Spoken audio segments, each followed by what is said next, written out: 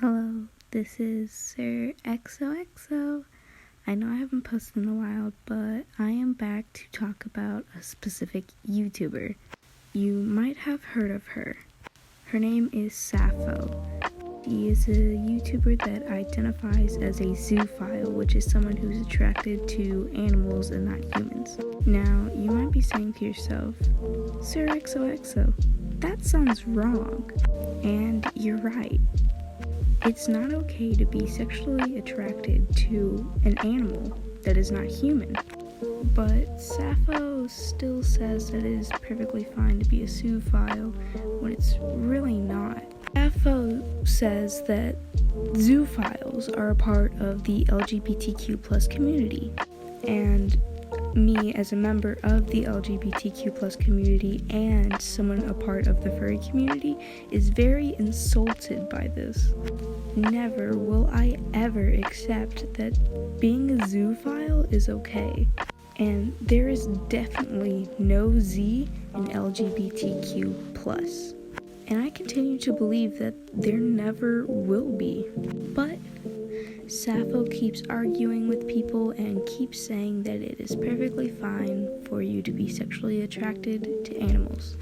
In Sappho's case, she is attracted to dogs, specifically German Shepherds. Sappho is also trying to convince some children that they are zoophiles and that it's okay to be zoophiles, when this is clearly not true. What else also makes it really sad is that Sappho has a quote-unquote mate, specifically a puppy. She has shown pictures of this puppy and has called this puppy her mate. Now, I find this disgusting. I truly believe that what Sappho is doing is absolutely disgusting and horrible. I believe anyone who identifies as a zoophile should go to a doctor or a therapist. Really, I think that being a zoophile is not okay because dogs and other animals act like toddlers. And that is why you hear so many people comparing dogs and other animals to toddlers. Because even if the animal is sexually mature, it still has the knowledge of a toddler. It is not smart enough to process anything that really happens. Well, not at least the way human adults do. An animal has no idea what consent is. It may not like something happening and will show you it doesn't like it by snapping or growling at you, but that doesn't mean it knows what consent is.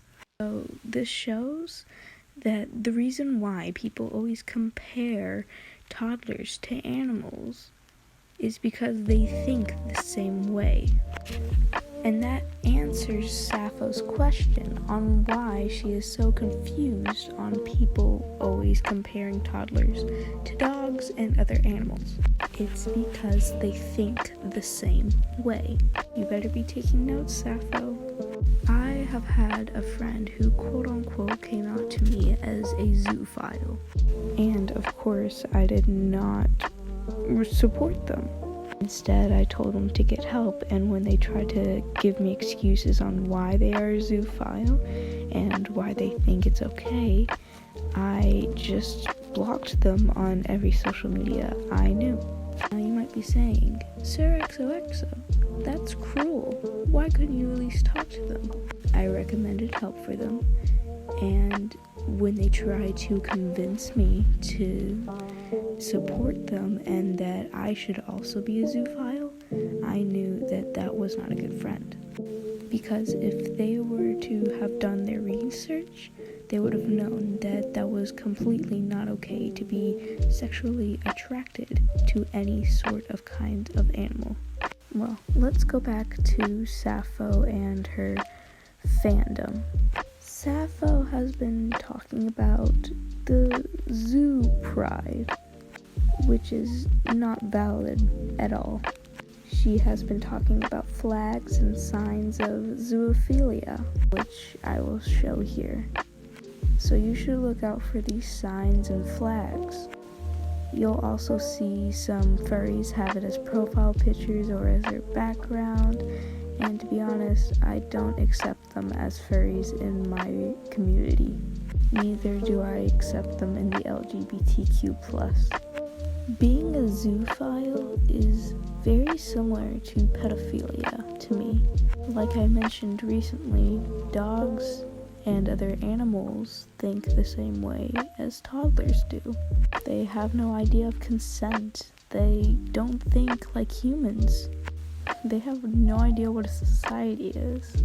So really, they shouldn't be allowed to consent to anything. And that's why it's considered abuse if you do anything sexual to your dog or any other pet you have. And that is also why it is illegal for you to do that to your animal.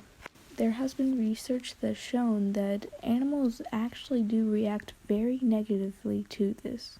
They show emotions, and they show that they really don't like what happened to them. Now, enough about animals. Let's move on to Sappho specifically. Sappho has been talking to more minors and children lately, which concerns me.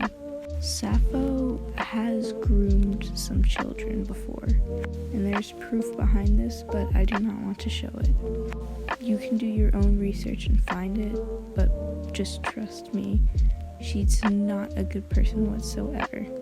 She's also trying to use a sort of therapy called hypno. At least that's what she calls it. She is trying to use that therapy to convince people and minors that they are a zoophile.